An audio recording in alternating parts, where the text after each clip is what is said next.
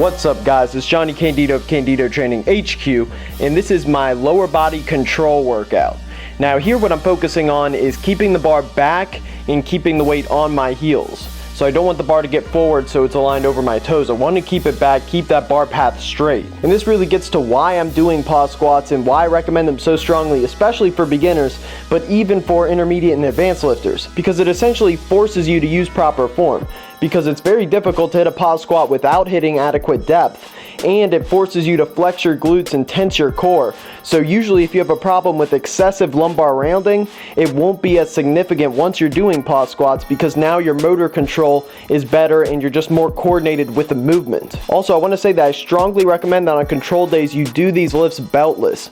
This will help further improve your core strength. Another benefit to pause squats is that it forces you to be explosive out of the hole, because you're taking away that stretch reflex that you naturally get in a regular squat. Also, the isometric hold in the bottom position will once again strengthen you in that weakest position, and it makes it easy to force your knees out and then strengthen your hips to maintain that position. Because a lot of people, they're able to have proper form as they descend into the squat, but then immediately once they try to move up, then their knees cave in and their form just breaks down. So if you're able to maintain proper posture, not just descending down into the hole, but then holding that, then the transition on the way up is going to be much smoother, and then it's going to translate into your squat once you do regular back squats without the pause. Lastly, another benefit to pause squats is that it allows you to keep the intensity, keep the rate of perceived effort fairly high, but you're using a lower percentage of your 1 rep max. So this allows for greater recovery in terms of your nervous system, which is why I have such a high volume for pause lifts, because they aren't as hard to recover from. Now with that being said, I still don't want the rate of perceived effort to be too high on this workout,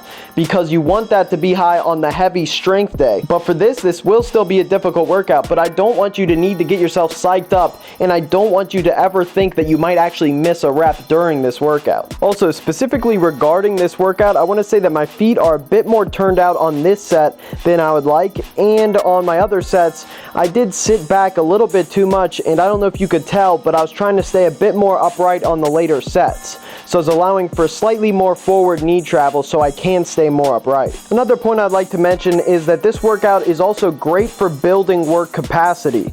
And this is something that was very difficult for me on this particular workout, because I was just not used to this type of volume. But doing this really does not just help in terms of your strength, but it helps you handle future workouts. So then on the heavy days, you're not tired by your third set, and you're not tired by your second set on deadlifts. A lot of people aren't used to squatting and deadlifting on the same day. This workout will really condition you to doing that. Also, these pause lifts help increase the time under tension, which helps build muscle. But this is also a reason why I'm working in the lower rep range, because you don't want the rep range to get too high with these pause lifts, because then you'll lose your focus with that much time under tension, and you'll be using a load that's just too light to be effective when it comes to translating it into the main lifts. Now when it comes to pause deadlifts, I obviously love this movement for the same reason I love pause squats. And this is something I see a lot of people have difficulty when it comes to their deadlift, in terms of bracing their core and actually using their glutes out of the bottom of the deadlift. Usually they just use their glutes to thrust at the top, but you need to engage your glutes from the very beginning, or else you're going to have some lumbar flexion. And I've seen this firsthand when it comes to my form check service. A lot of times I tell people to do pause deadlifts where you just pause 1 inch off the floor, and this just forces you to control the weight. It forces your spine to be in the correct position, because or you will not be able to hold that. And a lot of times when I get videos back, that's where they're able to maintain that proper posture, because now they're forced to synchronize the quad involvement and the glute involvement off the floor, as well as keep the bar close to them. Also, when it comes to pause deadlifts, in my opinion, this is the absolute best exercise to train your grip strength in the deadlift, because it's taxing. Not only do you have to pull it off the floor, but then you have to hold that, and then you have to initiate the pull again. This is a high volume workout, so really don't feel bad if you have to skip the optional accessory exercises. I just did a couple. I'm sure my kettlebell form is not the best, by the way.